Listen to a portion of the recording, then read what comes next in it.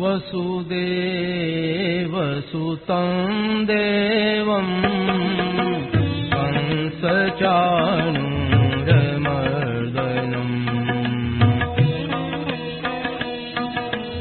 देवकी परमानन्दं कृष्णं वन्दे जगद्गुरुम्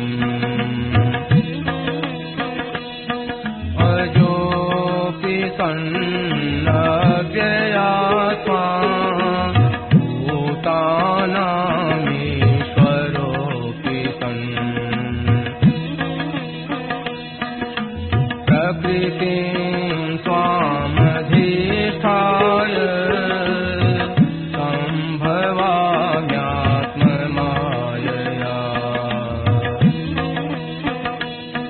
यदा यदा हि धर्मस्य ग्लानिर्भवति भारत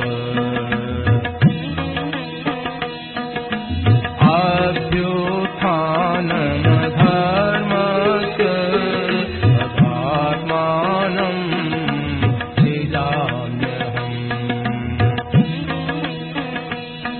परित्राणाय साधूनां विनाशाय दुष्कृताम्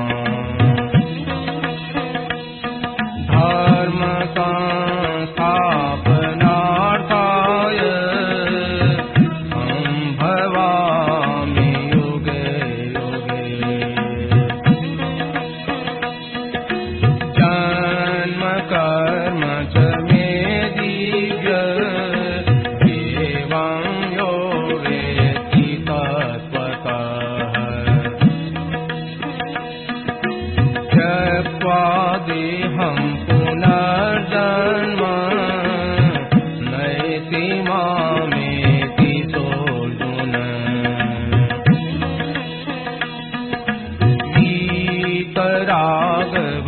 वीतरागभयक्रोधा मन्मया मामुपाश्रिताः बहवो ज्ञानतपसा भूता मद्भावमागताः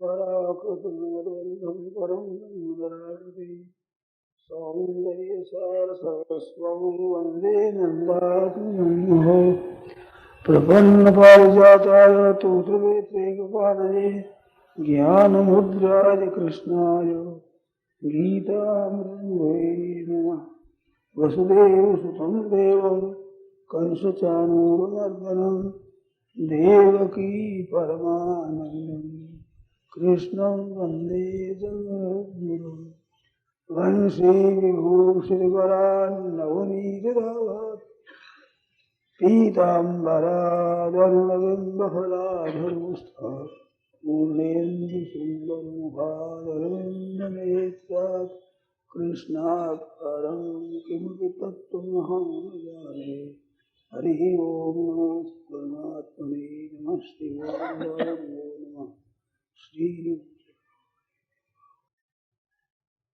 नारायण नारायण नारायण नारायण।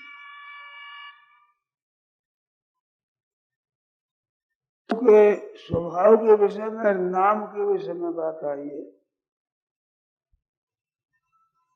तो मानस में नाम वंदना एक पुस्तक है, एक भगवान नाम महिमा ऐसा पुस्तक है। उन पुस्तकों को आप देखो और भगवान की स्वभाव की विचार देखो तो स्वभाव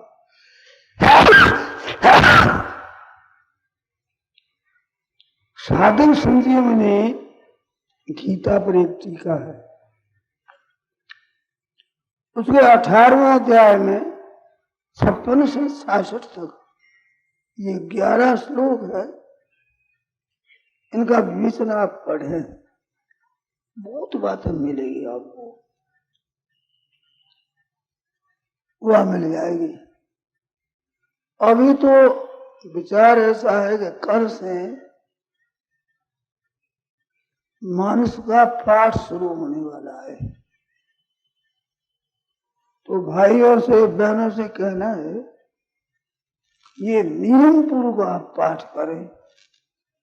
कोई काम भी लगातार नियम पूर्वक किया जाता है तो बड़ा श्रेष्ठ होता है। कभी करें कभी न करें, नियम न रखा जाए तो लाभ तो होता है परंतु उतना लाभ नहीं होता। तो आप उसे जैसा बन सके वैसा नियम रखें, निभा सके जैसा। 9 दिन तक एक वक्त भोजन करके रहे, नीचे शयन करें, ब्रह्मचर्य का पालन करें, कम बोले, नाम जप दिन भर करते रहे, हनुमान चालीसा का पाठ दिन भर करते रहे,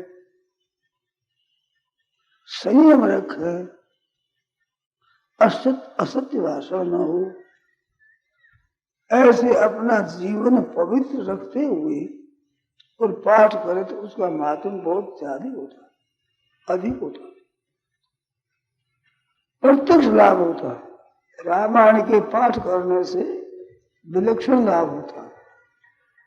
हमने ऐसा देखा है कि युक्ति संगत बात तो ये दिखती है कि सत्संग की बातें सुनी जाए और उनका विचार किया जाए तो लाभ अधिक होता है। पाठ में तो क्या बात है, कोई भी भाई कोई बहन अपने घर पर भी पाठ तो कर ही सकते हैं, तो पाठ से क्या लाभ है? ऐसा सत्संग से लाभ ज्यादा होता है, ऐसे कई भाई बहनों का कहना भी है। परंतु मैंने देखा है जयपुर में, कलकत्ते में पाठ के समय जितना उत्साह लोगों का रहता है उतना उत्साह सत्संग में नहीं रहता।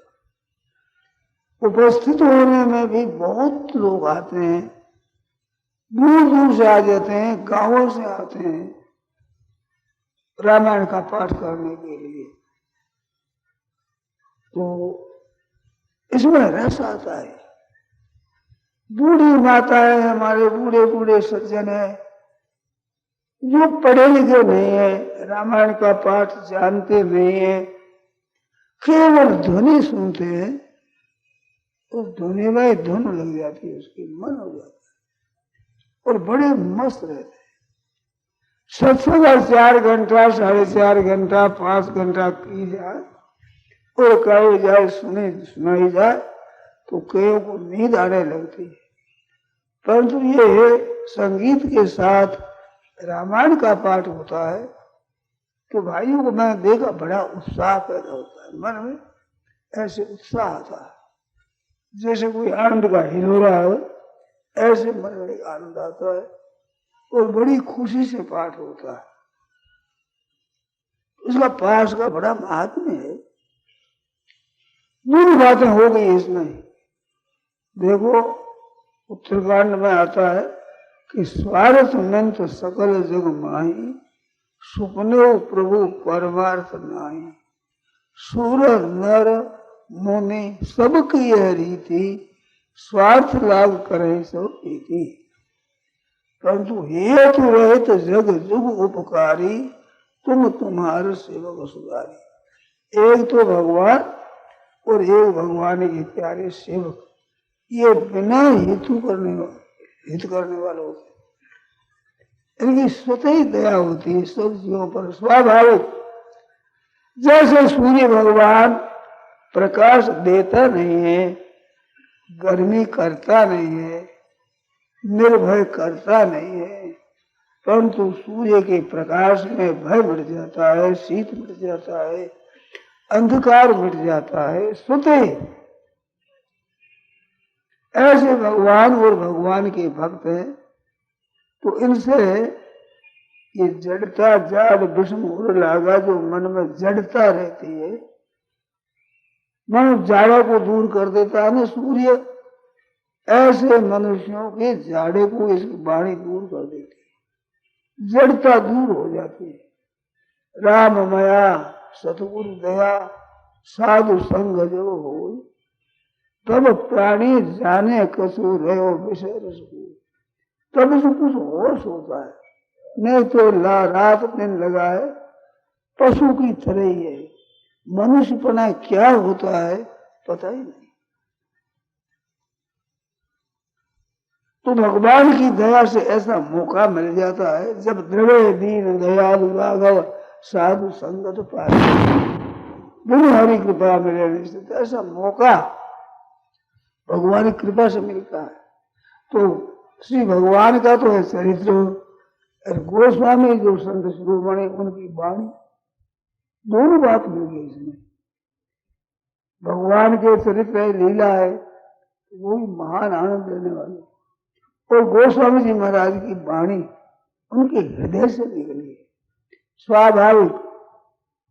वे कहते हैं कवि न हो नहीं चतुर कहा हूं, मैं चतुर कहलाने के लिए रामायण की रचना नहीं करता है, कवि कहलाने के लिए नहीं करता हूँ, मति अनुरूप राम गुण गाऊं, मति बुद्धि के अनुसार राम गुण गाता हूँ मैं।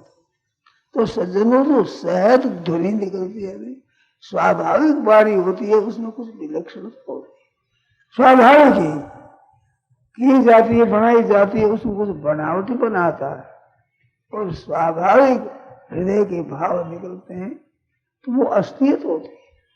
तो गोस्वामी जी महाराज अपने हृदय से भगवान के गुण गा रहे हैं मस्ती से। संत सुखाय तुलसी रघुनाथ गाथा, वे दूसरों को सुनाने के लिए नहीं, कोई पीएच डिग्री मान पाने के लिए नहीं, कुछ मिल जाए इसके लिए नहीं, कोई तो शांत सुखा है। भगवान के गुण गाने से, नाम लेने से, चरित्र चिंतन करने से स्वतः एक शांति विलक्षण मिलती है। तो ऐसे शांत सुखाए, उसे सुगले के सुख के लिए गुण गाते हैं। तो ऐसे संतों की वाणी जो निकलती है स्वाभाविक, उसमें कुछ विलक्षणता रहती है। तो गोस्वामी जी महाराज की वाणी में ऐसी विचित्रता है। उनसे कई लोग बनाते हैं, उनमें अलंकार लाते हैं, और इनकी वाणी में अलंकार आते हैं। स्वाभाविक चौपाइया में देखो तो बड़ी सुंदर जोड़ है। हमारे कवि थे, वो कहा करते थे कि गोस्वामी जी महाराज की चौपाइया है, ये इनकी स्वाभाविक कुछ कविता है, तो इनमें एक विशेष लालित्य है। तो कविता की दृष्टि से भी विलक्षण है। और दूसरी बात, जैसे श्रुति शास्त्र है और स्मृति शास्त्र, वेद है और शास्त्र है, और आगे जो स्मृतियां हैं ऋषि मुनियों की बनाई हुई, कोई भी वाद विवाद होता है तो स्मृति का पद दे दे, श्रुति का पद दे दे, तो आदमी चुप हो जाते हैं और मन में संतोष होता है। इसी तरह श्री गोस्वामी जी महाराज की चौपाइयां कह दी जाए तो एक मनुष्य चुप हो जाता है। तो ये एक ऋषि मुनि हुए, स्मृति की तरह ऋषि मुनियों की वाणी जैसे असर करती है, ऐसे गोस्वामी जी महाराज की वाणी असर करती है। और वो रामायण में इतना विलक्षणता, ऐसी विलक्षण है कि जिसमें कोई पारावार नहीं है, और वो भी भाई सब मिलकर करते हैं। संघे शक्ति ही कलयुग युगे, कलयुग में संघ है समुदाय, उसमें विलक्षण शक्ति होती है। तो भाई और बहन ये बड़े प्रेम से मिल करके एक तार एक स्वर से रामायण का गान करते हैं, इसमें एक विलक्षणता पैदा होती है। एक बात और ध्यान देकर आप सुने, हम गांव घर में निगाह करें कि अच्छे अच्छे आदमी, अच्छी माता बहना है जो भगवान के प्रेमी है, भगवान की रुचि जिनके हृदय में है, वे बड़े श्रेष्ठ है। तो उनके हम दर्शन करें तो घरा घरा में जाकर हम कैसे पहचाने, पता हमें लगता नहीं। पर वो रामायण कथा होती है तो वो रुचि वाले ही आते हैं, सत्संग होती है तो रुचि वाले आप साहब चुने हुए सज्जन आते हैं। हमारी बहन माताओं में भी चुनी हुई जो इधर रुचि रखती है भगवान के नाम में, गुणों में, भगवान की लीला में, सत्संगति में, सदविचारों में, सदगुणों में, जिनका भाव है अच्छा, ऐसे भाव ही बना आती है। सज्जन लोग भी दूर दूर से भी आते हैं, नजीक से भी आते हैं। अब रामायण का पाठ होता है तो बाहर गांव से लोग आते हैं, मारवाड़ से आते हैं, तो आएगी है जोधपुर आ रही है, तो ऐसे लोग आते हैं। इसका श्रवण करने के लिए एक विशेष उत्सव होता है, जैसे कोई यज्ञ होता है और उसमें लोगों का एक उत्साह होता है, इसलिए से रामायण के पाठ में उत्साह होता है। तो ऐसे उत्साह वाले एक जगह दर्शन करने को मिल जाए, ये भी अहोभाग्य है। अच्छे पुरुष दुर्लभ होते हैं। आज कलयुग में भगवान की रुचि रखने वाले अच्छे पुरुष हैं। मैंने संतों से सुना है कि इस जमाने में संत महात्मा है, उनकी विशेष परीक्षा मत करो। कहा था कनक कामनी का त्याग है तो वे महात्मा ही है, संत है। इस तरह से भगवान की तरफ रुचि है, वे संत है, चाहे भाई हो चाहे बहना हो। ये भगवान की तरफ जिसकी मन खिंचता है, भगवान के गुण प्यारे लगते हैं, भगवान की लीला प्यारी लगती है, भगवान के चरित्र मीठे लगते हैं, भगवान का नाम अच्छा लगता है, इधर मन खिंचता है, इसको रत्यंकुरोत्पत्ति कहा है। जैसे 7 भूमिका ज्ञान की है, ऐसे भक्ति की 11 भूमिका है। उस 11 भूमिका में असली भक्ति की उत्पत्ति रत्यंकुरोत्पत्ति यह बताया। प्रथम महतां सेवा तद्दया पात्रता तथा श्रद्धा तेषां धर्मेषु ततो हरिगुण स्मृति। 4 पहले बताए, 5वें रत्यंकुरोत्पत्ति, प्रीति पैदा हो जाए, हृदय में भगवान के गुण अच्छे लगे, नाम अच्छा लगे, भगवान की लीला अच्छी लगे, भगवान के भजन करने वाले अच्छे लगे, इधर रुचि रखने वाले भी पुरुष भी बड़ी श्रेष्ठ मार्ग में। हमारा परिचित हो चाहे अपरिचित हो, कोई देख देगी भगवान का भजन करने वाले हैं तो बिल्कुल सुते अच्छे लगते हैं। ऐसी जो भीतर में प्रीति पैदा होती है, यहाँ से भक्ति का बीज होता है। ये रत्यांकुर होती है, बीज उगता है तो अंकुर निकलता है पहले, तो ये रत्यांकुर होती है, इससे भक्ति पैदा होती है। वे भाई अगर निगाह रखे और इस अंकुर की रक्षा करे और नाम जप और कीर्तन में लगे रहे और सत्संग रूपी पानी इनको मिलता रहे बार बार, तो ये भक्ति बड़ी हो जाती है, बड़ा वृक्ष हो जाता है, अमृत फल लगता है। इसमें रस एक विलक्षण आता है, भक्ति में एक अलौकिक रस है। हमने संतों की वाणी में, उनके प्रवचनों में ऐसी बातें पढ़ी है, सुनी है कि ज्ञान का एक अखंड रस होता है, अनंत रस होता है, शांत रस होता है। भक्ति में एक प्रतिक्षण वर्धमान रस होता है, मन रस बढ़ता ही रहता है और विलक्षण इसमें तरी एक आती है, अलौकिक रीति से लोग बह जाते हैं। तो वे संसार की जितने पाप है, कूड़ा कचरा, वो सब बह जाता है, नष्ट हो जाता है, तरांतर हो जाते हैं भक्ति से। तो वो भक्ति रस जागृत होता है भगवान की कथा कहने से, सुनने से। इतने समुदाय भाई बहन मन लगा करके रामायण का पाठ करें, तो ये याद रखें, आज बात कहता हूं, मन लगा कर करें, आप तल्लीन होकर के करें।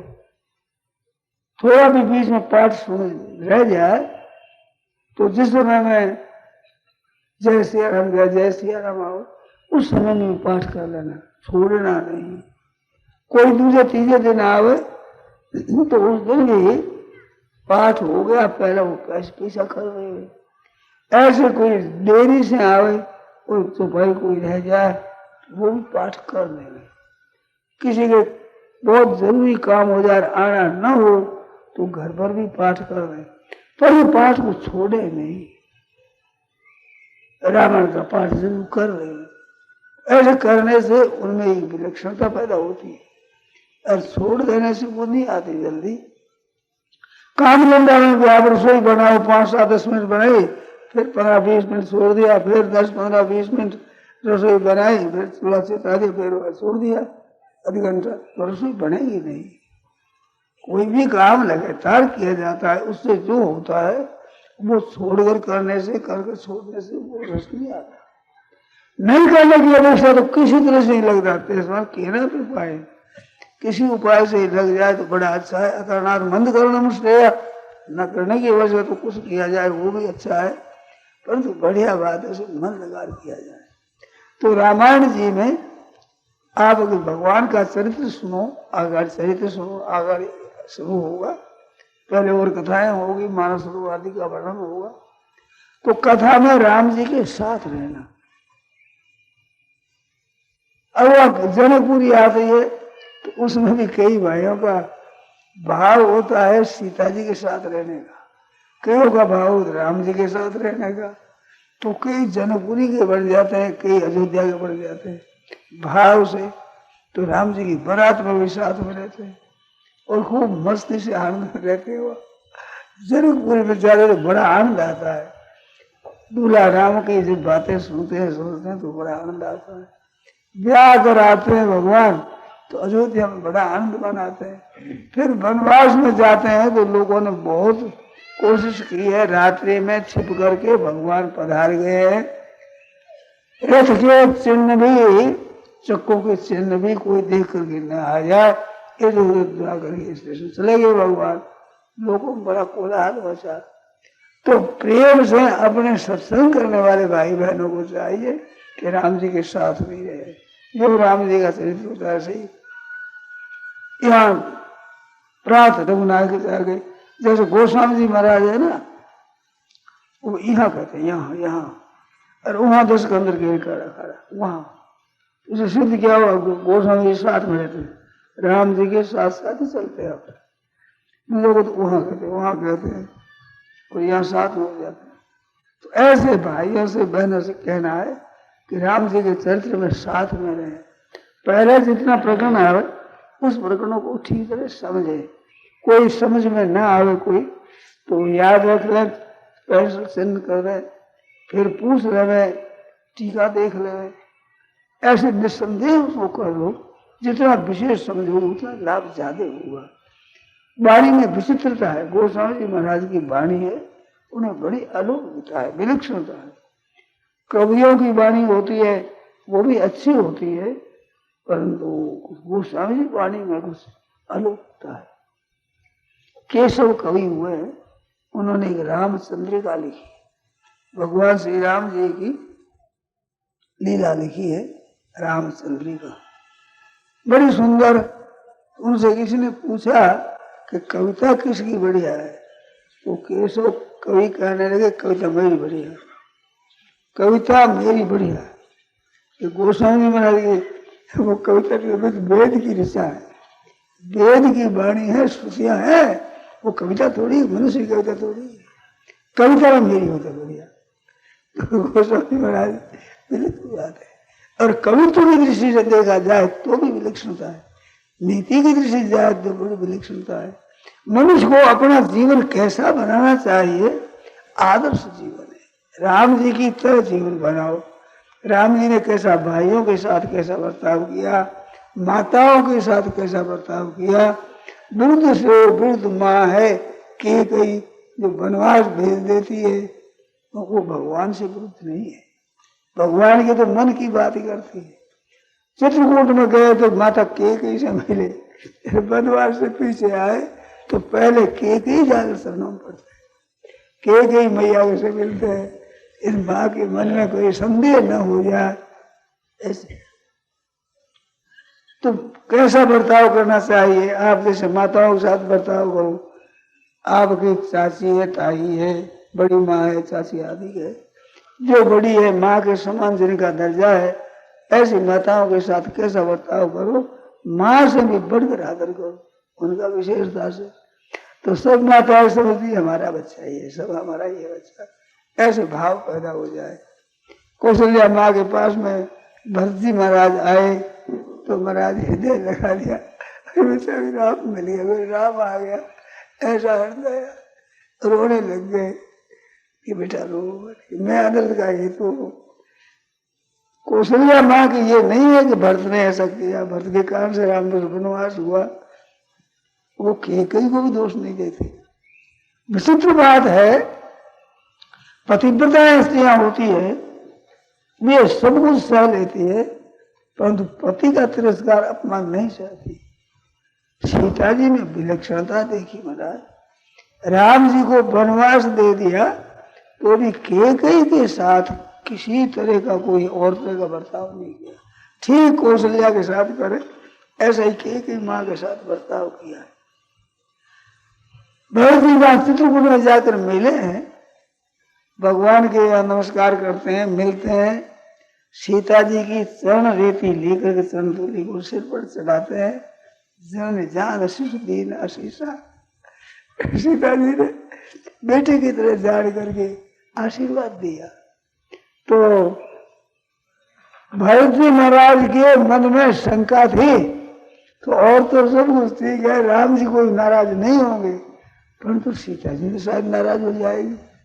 बिना कारण राम जी को जंगल में भेज दिया, जिस माँ ने, उसका मैं बेटा हूं, परंतु सीता जी के मन में वही स्नेह, वही प्रेम है, वही कृपा है, जैसे अपने पुत्र की तरह, तो वैसे ही अपने देवरों को देखती है।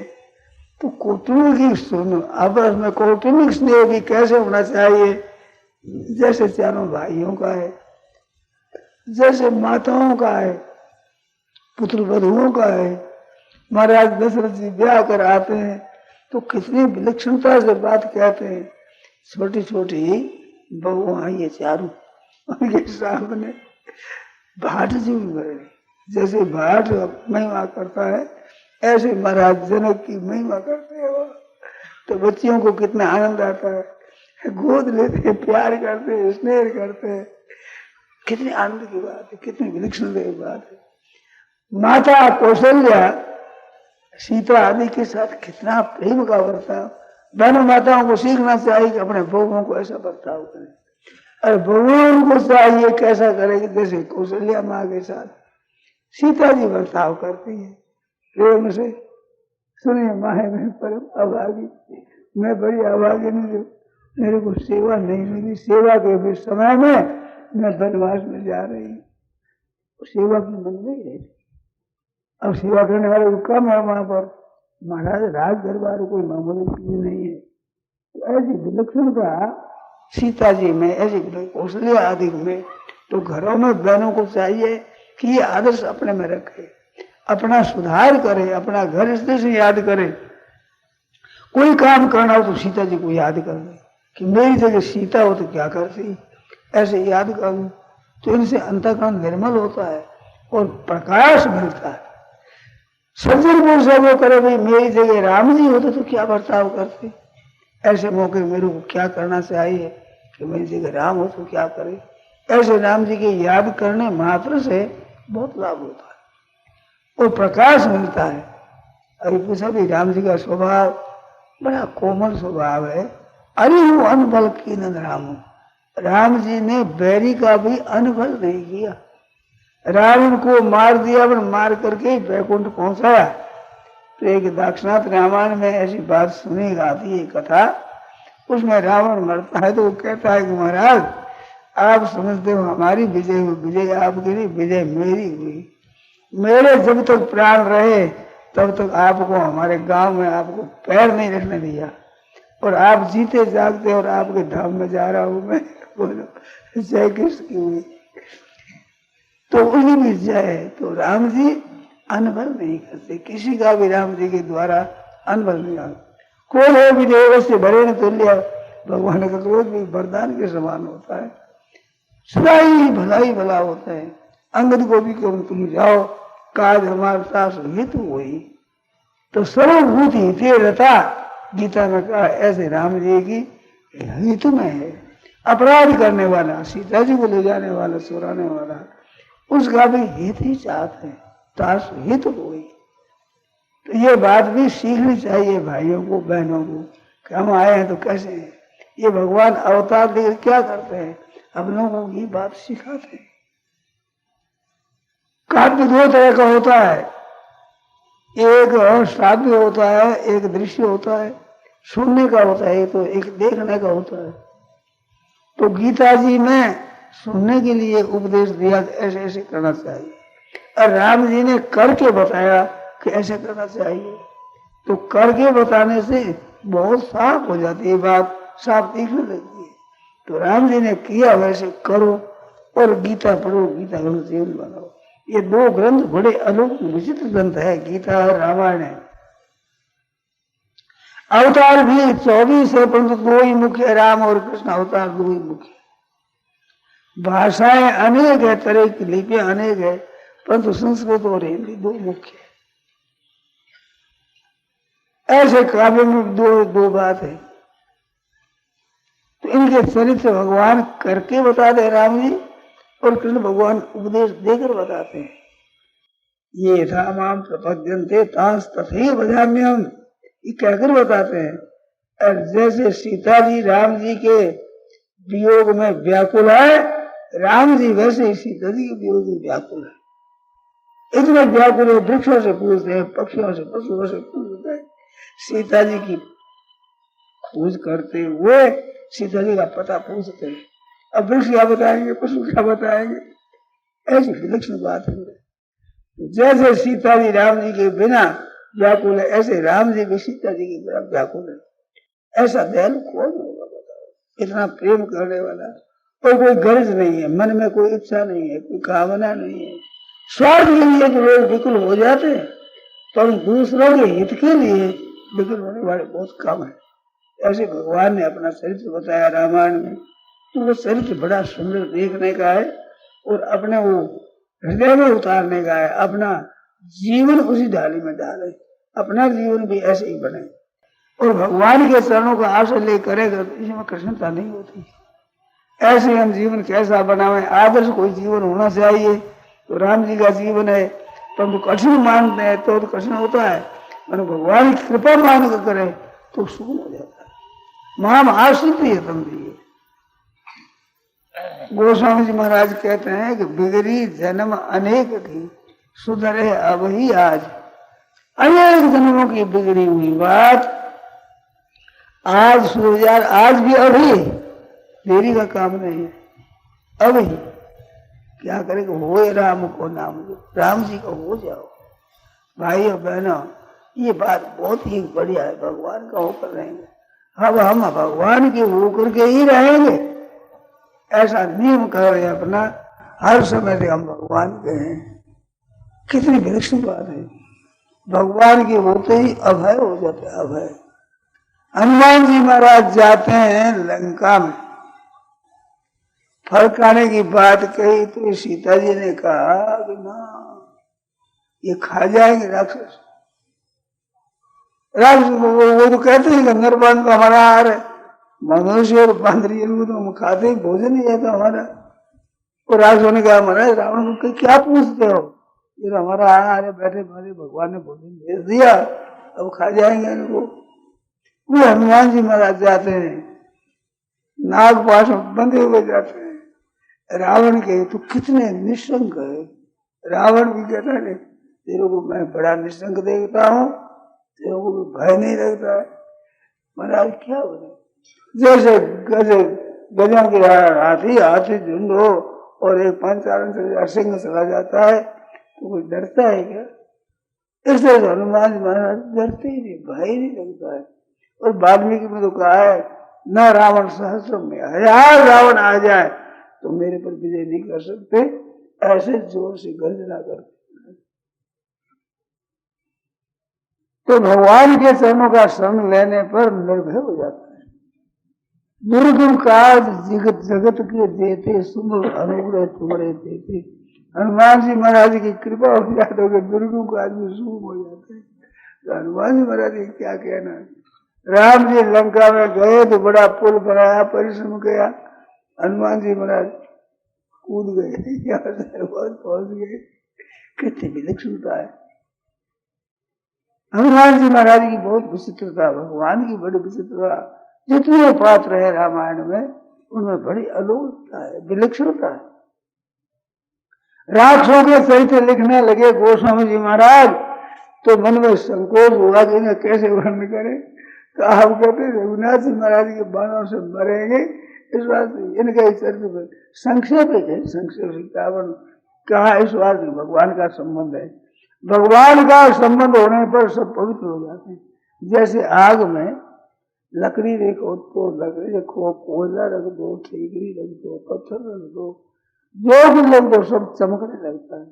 इस तरह से भगवान के साथ संबंध होने से सब के सब चमकने लगते हैं महाराज।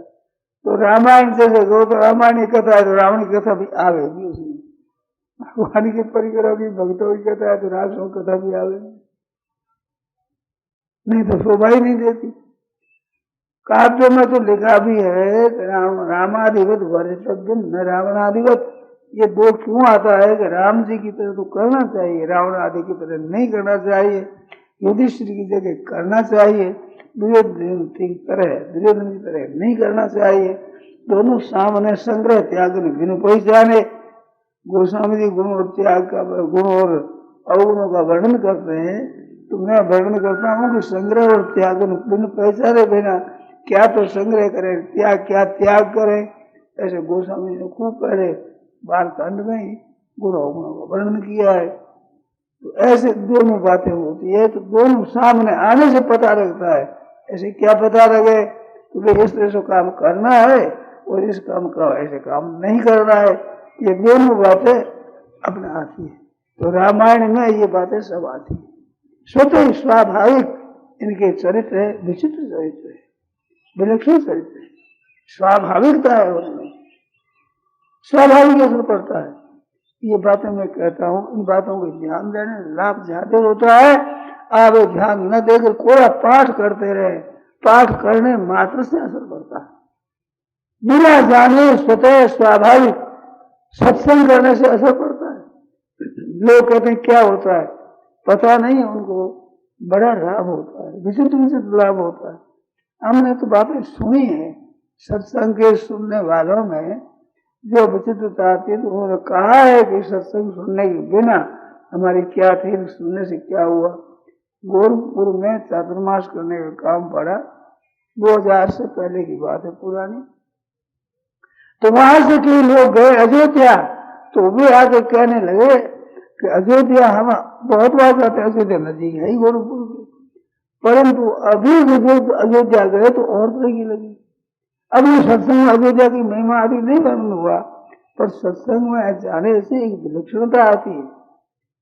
फुटबॉल में जाने वाले वो कहने लगे कि हम वहां बैठते, घाम तपता, पानी मिलता नहीं, पानी पिए तो वो गंगा जल, गंगा का एक अलग है, उसमें पानी मिट्टी वाला आता है, वो पी लेते और वहां सहते थे। तो सत्संग देखा कि कितनी मूर्खता थी, कितना हमने समय बर्बाद कर दिया उन चीजों के बीच में।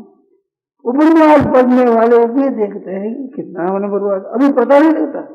जब तक कुसंग में आदमी रहता है तब तक कुसंग का पता नहीं लगता। कुसंग से तो अलग होने पता लगता है, सत्संग में जाने से पता लगता है। सत्संग से अलग रहकर सत्संग को जान नहीं सकते, और कुसंग में पढ़ करके उसमें तरफ उसको जान नहीं सकते। संसार में तत्पर होकर लग जाने संसार का पता नहीं लगता, और सत्संग से अलग होकर भगवान में लगो तो संसार का पता लग जाएगा। तो इन दोनों के बारे में दो कायदा दो है।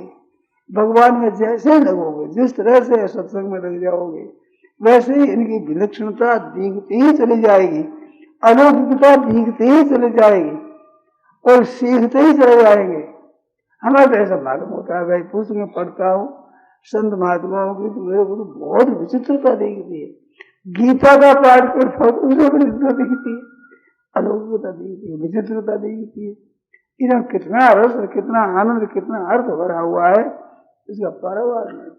हरि आनंद, हरि कथा आनंद, भगवान आनंद, भगवान की कथा आनंद, अनंत नामानी, भगवान के नाम आनंद, सब तरह आनंद है। तो भावों का क्या अंत आवे, उनके सिद्धांतों में क्या अंत आवे।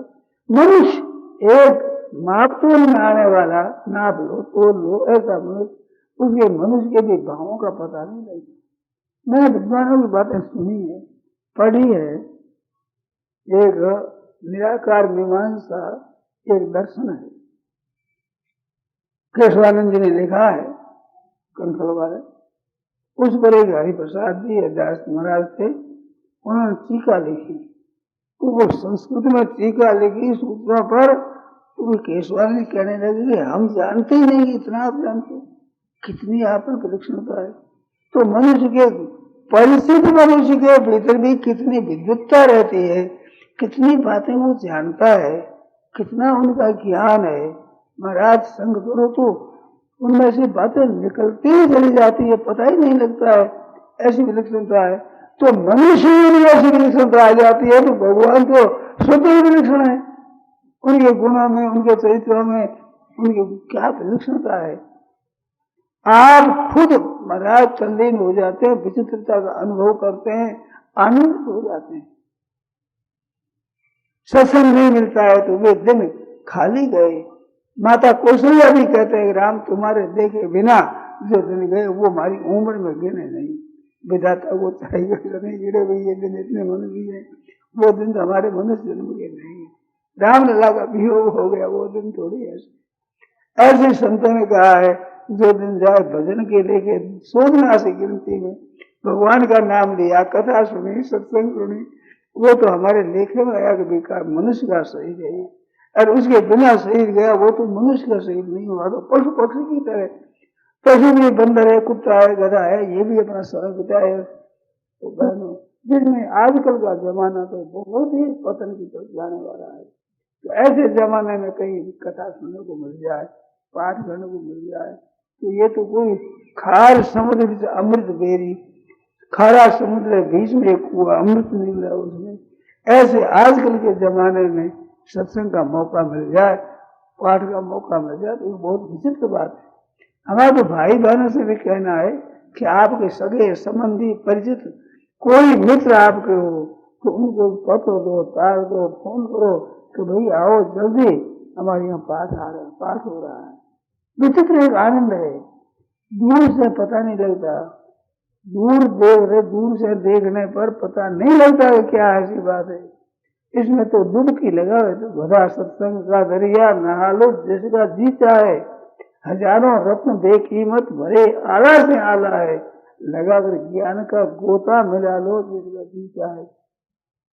ऐसे गहरा उतर कर समझने से पता लगता है, सुनने से ही पता लगता है, नहीं तो पता नहीं लगता। लोग महिमा करते हैं, सुनकर ये लोग कह रहे हाथ बड़ा बड़ा है, परंतु गीता लगाने से पता लगता है। हमारी गीता को सुनने वाले कई भाई लोग, कई वर्षों की बात याद आए, 50-60 वर्ष की, वो गीता याद करने लगे, तो गीता याद किया तो बोले गीता तो बहुत विलक्षण है। पाठ तो करते थे भी, सुनते भी थे, परंतु खुद जाए कंठस्थ करिए, विचार किया तो बहुत विलक्षण है गीता। गीता की टीका पढ़ते हैं, देखते हैं गीता में कितना विलक्षण भरा हुआ है, हमारा ख्याल ही नहीं गया इतना, ऐसी गीता भरी हुई। पाठ करने मात्र से लाभ होता है, गहरा उतर करके अर्थों को समझे तो हमारा जीवन पवित्र हो जाए, निर्मल हो जाए जीवन। ऐसी रामायण की कथा है, उसमें जिन लोगों के रामायण का संस्कार नहीं था, हम गए थे, वहां पाठ हुआ, शोर में पाठ हुआ, तो वे लोग कहने लगे गीता में, रामायण में ऐसी बातें पढ़ी गई विचित्र। अयोध्या के पास में बस्ती गांव है, जिला है बस्ती का, अयोध्या के पास ही होगी। उस जिले में कलेक्टर थे, डिप्टी कलेक्टर थे कि मास्टर थे, अंग्रेजी पढ़े लिखे, उनमें जाने काम पड़ा, तो बातें कही रामायण की, विनय पत्रिका की, सुन कर बोलते अच्छा ये उस रामायण में, तो रामायण नहीं कहते, रमेन और रमियान अंग्रेजी में पढ़े हुए थे, तो रमियान कहे कोई रमेन कहे, उस रमेन में ऐसा लिखा है, उस रमियान में ऐसा जो स्त्रियां पढ़ा करती उसमें वो पढ़ा नहीं करती, ऐसी है। तो आश्चर्य आता है उनको, विचित्रता दिखती है। अब जिस मिठाई को आपने हमने नहीं चखा, अब उस मिठाई के स्वाद का क्या पता लगे? जो फल हमने नहीं खाया वो फल कैसा है उसका थोड़ा ही पता लगता है हमें, वो तो लेने से ही पता लगता है। ऐसे रामायण कथा का ऐसे पता नहीं लगता है, वो तो वैसे ही हम करके देखें, पाठ में गहरे उतरे तब पता लगता है। कई सज्जन ऐसे जो सत्संग करते नहीं है उनको पता नहीं। एक लड़का बीकानेर में मिला, वो कहता था माँ का भक्त था, तो माँ को सत्संग में पहुंचा देता और समय होने पर जाकर माँ को ले आता, तो बैठा नहीं। माँ ने एक दिन कह दिया बेटा तू बैठ के जा, थोड़ा तू भी सुन ले। तो माँ के आज्ञा के कारण बैठ गया। महाराज फिर माँ नहीं पहुंची तो वो तो पहुंचता सत्संग में। जब तक इस रस को नहीं चखता तब तक नहीं जानता है। गहरा उतरेगा, चखेगा तो छूट नहीं सकेगा। भगवान की भक्ति, भगवान का भजन ऐसी विलक्षण चीज है, सत्संग ऐसी विलक्षण चीज है महाराज। जिनके लग गई है ना ससकी लागी है, सोई जाने दूजा क्या जाने, और वो क्या पता कितना इस विलक्षण भरा हुआ है, जान नहीं सकते। तो भाई और बहन कहना, आप जितने गहरे उतरोगे, जितना मन लगा करके नियमों से अपना जीवन संयत बना करके और इसमें गहरे उतरोगे, उतनी विलक्षण आपको दिखेगी। पाठ में अलौकिकता दी गई। सामूहिक पाठ होता है, 1000 आदमी होते हैं तो एक एक को 1000 गुना पुण्य होता है उसका। कानों के सुनने में वही, आंखों से देखने में भी रामायण, बोलने में वही, विचार में वही, सब बातें आ जाती है। तो आपका सबका सब अंग प्रत्यंग भीतर बाहर सब तरह से पवित्र हो जाता है। ऐसा मौका हरदम नहीं मिलता है। ये होने से पता लगता है कि ऐसा मौका मिलता नहीं। कथा सत्संग का मौका तो फिर मिलता है, परंतु सामूहिक पाठ का मौका बहुत कम मिलता है। आप लोग करते हैं तो अपने घरों में थोड़े थोड़े आदमी करते हैं, परंतु ज्यादा आदमी इकट्ठे होकर करें ऐसा मौका कम मिलता है। तो वो मौका आ गया है, कल से पाठ शुरू होगा तो उन पाठ की लिए तैयारी कर रहे हैं, और भाई बहन अपने कुलियों को पढ़ बुला लें। आगे अगर बुलाओ वो पहले लिहाज से आएंगे, पर आने पर सुनने पर उनको बड़ा लाभ होगा। और वे कहते हैं कि हमें पहले पता नहीं था, ऐसी बात है, इसलिए कि उनको लाभ होगा। ऐसे दिनों को लाभ कैसे हो? सज्जन पुरुष होते हैं, उनको कोई बढ़िया चीज मिलती है तो वो अकेले अपने काम में नहीं लेते, सबको मिल जाए, सब में मिल जाए, सबको ही ऐसा मिल जाए। तो ऐसे कथा सत्संग सुनने वाले भाई बहन स्वाभाविक रूपों में लगाते हैं, और इसका बड़ा भारी पुण्य बताया। संत महात्माओं को द्वारा सुना है कि किसी आदमी का जन्म भर आप रोटी कपड़ा दो, आराम दो, उसका पुण्य नहीं होता है, इतना सत्संग में लगा दो उस पुण्य होता है। सैकड़ों आदमियों को अन्न दो, वस्त्र दो, वो पुण्य होता है। एक आदमी भी भगवान के सन्मुख हो जाए, महाराज अनंत जन्म होते, पता नहीं अरबों जन्म होते, वो मिट करके वो एक विलक्षण हो जाता है। सत्संग का थोड़ा स्वल्प अंक से धर्म से महत्व भया, इस धर्म का थोड़ा सा भी अनुष्ठान है, सच्ची चीज बहुत कम मिलती है भाई। सच्ची असली चीज बहुत कम मिलती है। समारोह होते हैं, व्याख्यान होते हैं, कई तरह का आयोजन होते हैं, पर उनमें असली मार्मिक बातें बहुत कम जगह मिली है। हमने भैया बहुत भटक करके देखा, कम मिलती है। तो ऐसी बातें मिल जाए तो अवसर चूकना नहीं चाहिए, और हर एक को लगो आप, और गहरे उतर करके समझो आप। मैं बार बार कहता हूँ कि उन अर्थों को समझो, रामायण के भावों को समझो और सुनो, तो विचित्रता आपके स्वतः प्रकट होगी। रामायण है, भगवद गीता है, ये ग्रंथ ऐसे हैं कि स्वयं प्रकट होते हैं, कृपा करते हैं। ये प्रासादिक ग्रंथ है। रामायण सुकरु की छाया, दुख को दूर शरण जो आया, अब कर वृक्ष के नीचे जाकर जो करुणा करे वो सिद्ध हो जाती है। वो समझता ही नहीं, उसने कुछ उद्योग किया ही नहीं, कोई परिश्रम किया ही नहीं, ऐसी विलक्षणता आ जाती है। ऐसे रामायण के पाठ से विलक्षणता आती है। वो कल्पना नहीं कर सकता, वो देख ही नहीं सकता, समझ ही नहीं सकता, ऐसी विलक्षणता उसमें आ जाती। ऐसी शक्ति है इन ग्रंथों में। प्रासादिक ग्रंथ है, प्रासादिक। अपढ़ आदमी गीता का पाठ करता है तो गीता के भाव समझता है। मैंने सुना है ऐसे। जोशी सर्वकर्माणी विद्वानी पर समाचार। अब जोशी क्या होता है? जोश से जोश से सब कर्म से जोश से भाव भी आ जाता है, विचित्र भाव। तो ये रामायण में अलौकिकता है, विचित्रता है। भगवान के चरित्र में ही है, भगवान के नाम में, भगवान के गुणों में, भगवान की लीला में। तो ऐसा मौका अपने को मिल जाए, वो भी फिर समुदाय का साथ हम पाठ करें और विलक्षणता आती है। ऐसा मौका आ गया है, बड़े नियम से बात की। अब इसमें कोई बात हो, रामायण में बात पूछनी होती थी।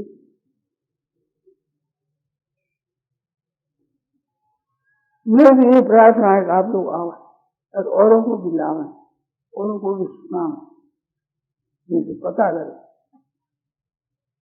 कई नए आदमी आते हैं, वो महाराज आकृष्ट हो जाते हैं और कहते हैं हमारे को पता नहीं था ऐसा रामायण है, ऐसी गीता है, सत्संग में ऐसा ऐसा होता है, लाभ होता है। आज तो हमारे को पता नहीं। कई भाई मिले थे, हमारे पड़ोसी जाते थे, कोई भाई के हमारे स्त्रियां जाती थी। तो क्या वहाँ फायदा है? बात तो वही है, सत्संग में जाओ, मतलब साथ बोलो, काम करो, उपकार करो, भगवान का नाम लो, यही तो है सत्संग। और क्या है ये सत्संग? ये नहीं, बहुत विचित्रता है, पर जब तक सेवन नहीं करे तब तक पता नहीं। नारायण नारायण नारायण नारायण नारायण। सीताराम सीताराम जय सीताराम जय सीताराम।